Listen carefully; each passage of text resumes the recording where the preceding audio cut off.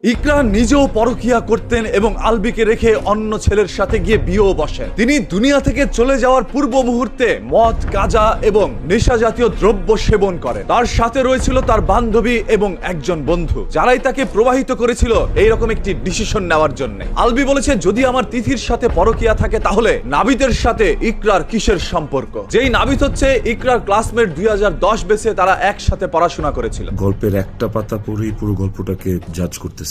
পাতার এক পাশ পড়ে আরেক পাশ পড়বেন, এটা তো হয় না। আলবির ফেসবুক পোস্টের পর পৃষ্ঠার আরেক পাতা আমাদের সামনে উন্মোচন হয়েছে। যদি এটি সত্য হয়ে থাকে তাহলে ইকরার রয়েছিল পদে পদে ভুল। আলবির সাথে সংসার করা অবস্থায় ইকরা আরেকজনকে বিয়ে করে চলে যায় এবং সেই সংসারে যখন অশান্তি হয় তখন তিনি বুঝতে পারে তার চাইতে আলবি ভালো ছিল। যেই কারণে ইকরা তার নতুন সংসার ছেলে আবারও আলবির কাছে চলে আসে। বুকের মধ্যে পাথর চাপা রেখে আলবি ইকরাকে আবারও মেনে নেয়। ইকরা একবার নয়, দুবার নয়, বারবার এরকম একটি ডিসিশন নিয়েছিল যে নিজেই দুনিয়া ত্যাগ করবেন, তবে কখনোই সেটা সিরিয়াসলি হয়নি। তবে আলবি যখন শুটিং এর কাজে নেপালের মধ্যে গিয়েছে তখন তার বাসার মধ্যে তার বান্ধবী বন্ধুরা চলে আসে। মাদক সেবন করে এক পর্যায়ে ইকরার মাথার মধ্যে এইগুলো ঢুকে যায়। তখন ইকরার মস্তিষ্ক কাজ করছিল না, যার কারণে তার ঘরে থাকা ছোট্ট একটি সন্তান রিজিকের দিকেও ইকরা তাকায়নি। একবার রিজিকের কথাও চিন্তা করেনি। ইকরা তার নিজের জীবন নিজেই দিয়ে দেয়। রিজিকের কণ্ঠস্বরটা কি ওর কানে যায় নাই?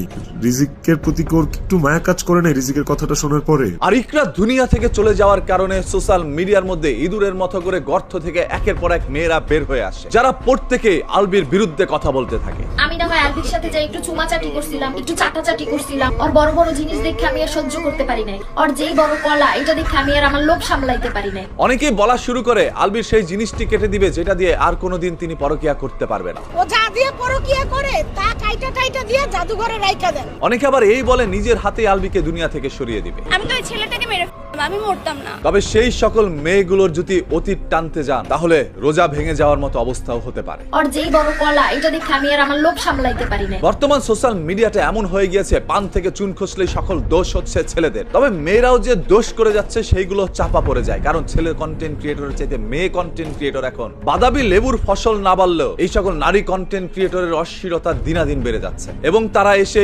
কান্নাকাটি করে মানুষকে ভুলভাল তথ্য বুঝায়, আর সেটাই মানুষ বিশ্বাস করে আরেকজনের ক্ষতি করে যায়। এই ইকরা আপু দুনিয়া থেকে চলে যাওয়ার পর প্রত্যেকটি সংসারের মধ্যে এখন যেন অশান্তি নেমে আসে। স্বামীর প্রতি স্ত্রীদের সন্দেহ বিপুল পরিমাণ বেড়ে গিয়েছে। মানুষ এদের কাছ থেকে কি শিখবে? আপনি যদি একজন ইনফ্লুয়েন্সারই হয়ে থাকেন, আপনাকে যদি আসলে হাজার হাজার লক্ষ লক্ষ মানুষ ফলো করেই থাকে, তাহলে আপনার মনে যতই কষ্ট থাকুক, বুকের মধ্যে পাথর চাপা রেখে হলেও এমন কোনো কাজ করা যাবে না যেটা আপনার কাছ থেকে শিখে আপনার ভক্তরাও করে। আরে দায়িত্ববোধ থেকে তো অনেক কিছু আমরা বলতেও পারি না। এই জাহেল আলবি এখনো নেপালে